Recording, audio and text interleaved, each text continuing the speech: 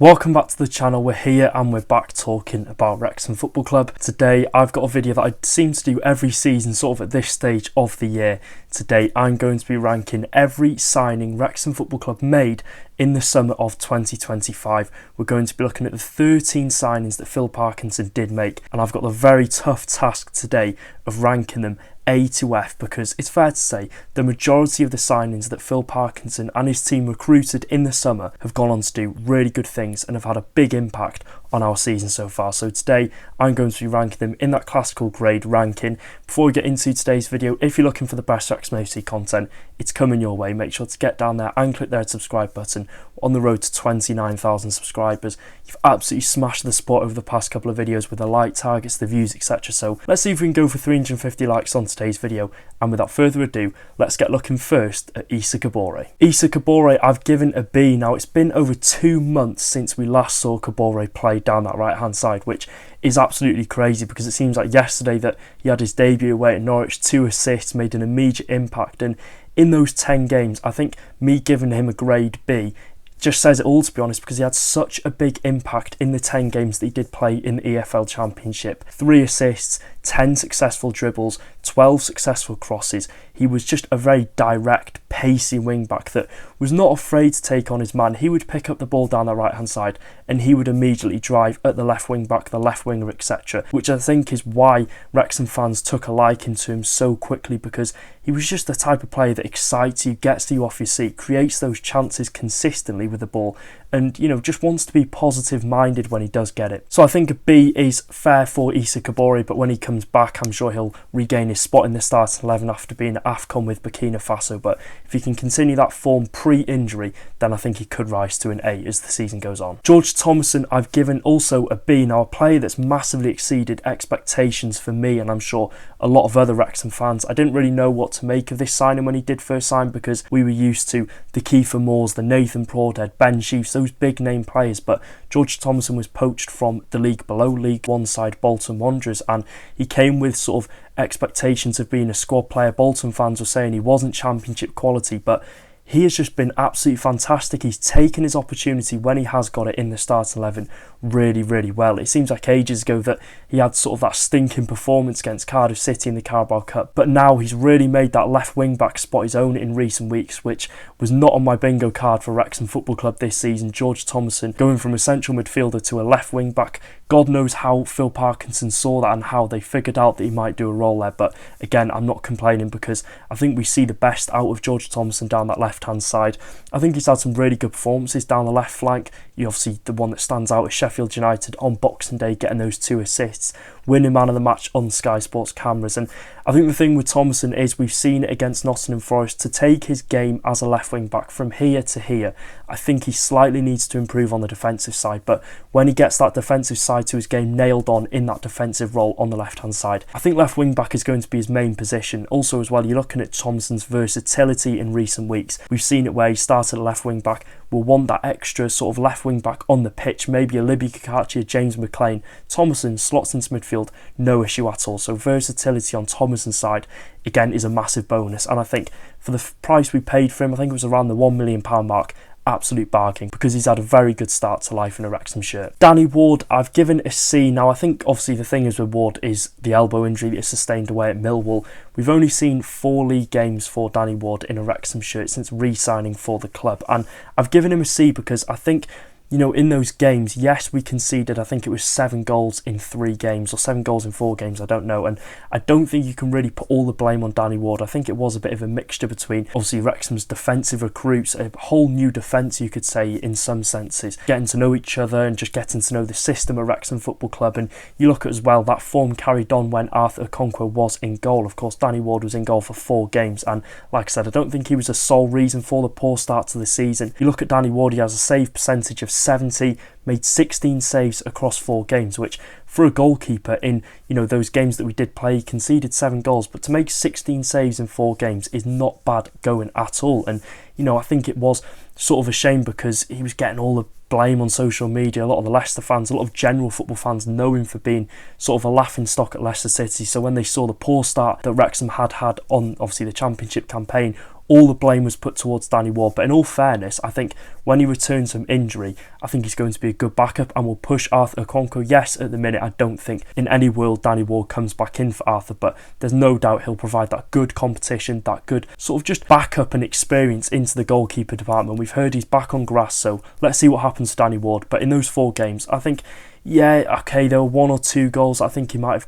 prevented, but again, you're looking at 16 saves. I think a C is fair for Danny Ward. Moving on to Ryan Hardy, I've given an F, and I don't think it could have gone any worse personnel wise for Ryan Hardy. One thing I don't agree with was all the fans on social media saying, you know, get out of our club, go back to Plymouth, this, that and the other. I don't think it's Hardy's fault. Yes, he hasn't taken the opportunity when he's been in the lineup, but it's just gone terribly in terms of game time for Hardy. And like I said, it's no fault of his own. You're looking at the competition up front that we do have. Yes, he's done it in the Championship before, but that's the thing in this Wrexham team. If you're coming into this starting lineup and, you know, we've seen players, all it takes is one game and they'll keep their spot for weeks upon weeks upon weeks. Hardy was in the starting 11, didn't really take his chances. Okay, you might look at the strikers that he was playing with, the key for more plays that is similar style to his game that Hardy bases his game off. Maybe he suits being up front on his own, but again, Wrexham are not going to tweak it to satisfy Ryan Hardy's needs in the starting 11. It's poor in terms of what's happened to Ryan Hardy. Of course, our first summer signing, I don't think he was ever going to be our starting striker week in, week out, but to only play 179 minutes of Championship football, and again, I think that says it all, to be honest, about Ryan Hardy's stint at Wrexham Football Club. A loan move is more than possible in the next coming weeks of the January transfer window. Like I said, it couldn't have really gone any worse for him. Libby Kakachi, I've given it a C. Now, yes, I might have been a bit harsh on this front. I could have probably given him a B after that incredible performance against Nottingham Forest, but I've given a C purely because if we're looking at these grade ranking systems, if we're looking at grading players in this video, I want to look at game time, how many games they've played. Like Thomason, he's gone to a B because he's played the majority of the games this season. Kakachi's only featured in 10 games in the Championship, 5 of those being starts, so I think C is more than understandable for Kakachi. I'm not saying he's played horrifically, I'm just saying if he gets 5-6 more games under his belt, it's a B. Even like maybe 2 or 3 games, it's going to rise to a B immediately, because one thing I'm doing is praying to the injury angels that this man can stay fit for the majority and the rest of the Championship season, because whenever he does return from injury, he feels like a new signing. He's a quality left wing back who is very good defensively, good going forward, good cross of the ball. Again, he's just that solid wing back that we were hoping to get in the transfer window, and we've got that with Libby Kakachi. Unfortunately, we haven't seen him as much as we wanted to due to, I think he's had 3 injuries now, of course, so it's not been the best of times for Kakachi in terms of being ruled out on the sidelines in game time. But you know, the 5 starts, a C is very understandable. But if we see performances, like I said when we first talked about Kakachi, similar to the one against Nottingham Forest where he's competing with Premier League quality players and getting the better of them, it's going to be easily B, if not A, at the end of the season, and he's going to be an absolute gem that we've signed this summer. Moving on to another absolute gem is Dom Hyam. I've given him an A. Again, one of the best deadline day signings Wrexham Football Club will make in probably under Robin Ryan in the tenure of those at the club and Phil Parkinson's stay at Wrexham, because he's been an absolute brick wall. For £2.7 million to get him late on in deadline day when he was away on international duty for Scotland, it was a deal that could have easily fallen through, and I think we did it in the last hour of the transfer window. So again, that's one that we are so glad that we got through, because like I said, he's been a brick wall at the back, someone who's added so much experience. He's kept the structure well. I'm sure he's a good mentor and good player to play alongside with for Max Cleworth and Dan Sky. You know, you're always learning as a defender, and to have a player like Dom Hyam who is so experienced at this level, has had such a big impact on not only the back line but the team of Wrexham Football Club, really just helping our defensive record over the course of the season. And you know, he's consistently one of the best players on the pitch, consistently a 7.5, 8 out of 10. Yes, he might not, you know, get all the plaudits because he's a defender and all he does, some people could say, is head the ball, block at this, that and the other, but I genuinely think if we weren't to have Dom Hyam in this starting 11, you would see a difference, because I think that's how good he's been. And like I said, he's one of the consistent players that plays on the pitch for us and could be in for a shout for player of the season. I'm a really big fan of Hyam, a great signing. Let me know your thoughts on him in the comment section down below. Connor Cody, I've given an E. Now, playing wise, it's not gone well at all for Cody. I think we can all agree on that. I think he played the first 3 or 4 games of the Championship season,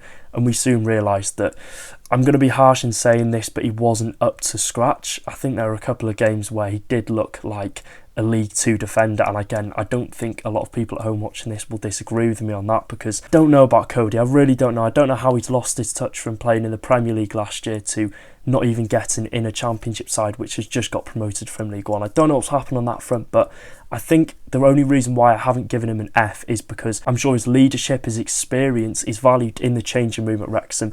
Obviously, to the back line, I'm sure he's a good mentor and a good sort of coach, you could say, in that way, because there's no doubt in the fact Conor Coady's had a fantastic career. Been on the books at Liverpool, multiple Premier League seasons for Leicester, Wolves, qualifying for Europe, going to the World Cup with England.